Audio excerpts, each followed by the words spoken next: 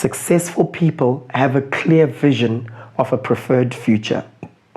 Successful people have a clear vision of a preferred future. That's so important.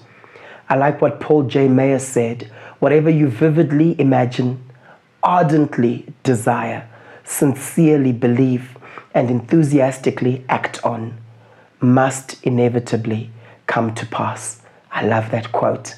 Whatever you vividly imagine, so not just imagining, but vividly imagine, ardently desire, sincerely believe, that's faith, isn't it? And enthusiastically act on, must inevitably come to pass. It's quite powerful sometimes when I'm helping people in their visioneering process. I say to them, okay, imagine a house you would want one day. Maybe it's some mansion of sorts, okay? And they, of course, start imagining that. But I like to then add a number of things because we want to make the picture vivid. So I say, where will it be? How many rooms will it have? What color are the walls? Is it in an estate? Is it a standalone house? And it's amazing how you can literally just spend hours going into the details of that picture of a preferred future. The sad thing is many people have been wounded in the realm of their imagination, right? They've been wounded. Your imagination is a part of your soul, isn't it? Right? And a lot of people have been wounded in their souls. And so they've stopped dreaming. You'll find some people will say, I don't want to hope anymore in case I get disappointed. And the Bible tells us that hope deferred makes the heart grow sick. Have you stopped dreaming? When you dream, how much detail do you go into? Your brain needs you to go into a lot of detail when it comes to dreaming. See, your vision is a compelling picture of a preferred future. If you were to take a photo of your future life now, what would it look like? What do you want to be recognized for one day? Just think about that. And I want to encourage you, don't just have a vision for your finances or your career. Have a vision for the type of father you want to be or mom you want to be.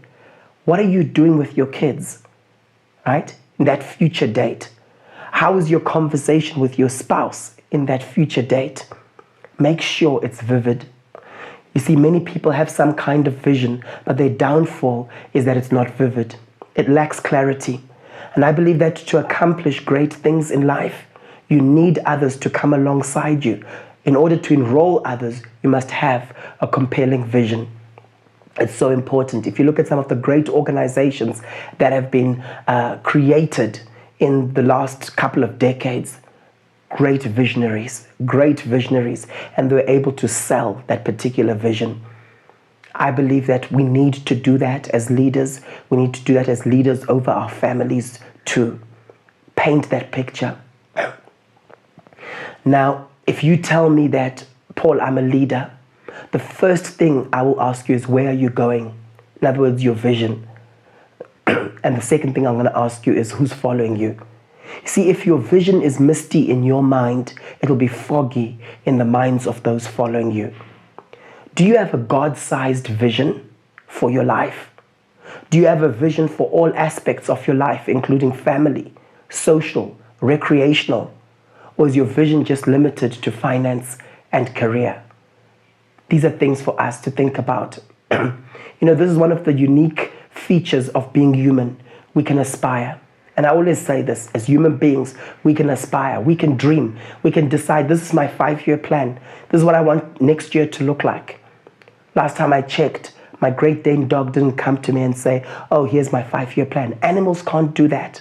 God has blessed us with the gift of imagination. We can visualize a preferred future. How do you want to look in the next 2 years?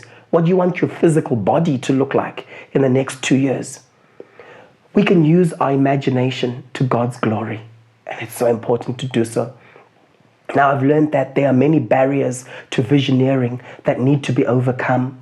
Many people are too afraid to dream. They've been wounded in life, and they don't want to be hurt by more disappointments. You know what I'm talking about, right? They're afraid to hope. Now, in God's dealings with the patriarchs in Scripture, you see that God is a God of hope, and he would always instill vision into their hearts. He would say, hey, Abraham, come. Can you just count the stars? You see, you can't really count them, but I'm going to give you descendants that you actually can't count because there'll be so many. He used picture, he used vision, right, for them to actually remember what he had said to them. It's so important. And just remember, we remember in pictures. So that's why it's good to have a vision board. It's good to draw what your future is going to look like, right? I think it's so powerful when you see how God dealt with these patriarchs and instilled vision into them. And I believe he's calling us to do the same. He wants to take us on that same journey. Yet often he tries to do so and we think, oh, it's just me. Oh, it's just my thoughts. Some people struggle to write down a vision simply because they feel trapped by it. If you're that type of personality, at the moment something is in writing, then I'm trapped and I can't change, right? They think that, it's now the law of the Medes and the Persians that cannot be altered. No, your vision can change. It can be tweaked. So don't feel like just because you've now written it out, you're trapped. Other people resist the visioneering process because they think it's too pie in the sky and it's not realistic. Others believe, let's just get into the action. We don't need to write down anything. So it's so important to be grounded in biblical theology with regards to vision.